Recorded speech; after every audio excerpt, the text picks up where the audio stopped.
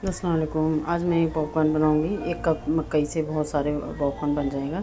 आप बाहर से 10 रुपये 15 रुपये का लाते हैं, 1 पैकेट लाते हैं। 1 पैकेट नहीं 5-6 पैकेट बन जाएगा इसका। ये कितना कड़क कड़क बना है। मैं इसका सामान बता देती हूँ। इसमें तेल डालें, थोड़ा तेल ज़्यादा डालें और ये मकई को डाल देती हूँ। 1 कप से थोड़ा सी कम है। तेल गर्म हो जाए उसके बाद डाल देंगे नमक, हल्दी, चाट मसाला, ये सब डाल देती हूँ और अच्छे से मिला लेती हूँ। मिला के तेज़ रखी हूँ गैस स्लो नहीं रखना है। थोड़ा सा हल्का से चला के भून लेती हूँ। उसके बाद ढक्कन लगा के बंद कर देती हूँ। गैस तेज़ रखूँगी।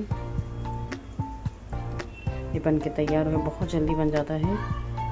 पूरा एक कढ़ाई बन के तैयार हुआ है। इतना क्रिस्पी बना है। अभी मैं इसको निकाल लेती हूँ, निकाल के बताती हूँ। प्लेट में निकाल लेती हूँ। बन के तैयार हो गया। वीडियो अच्छा लाइक करो, कमेंट करो, सब्सक्राइब करो मेरे चैनल को।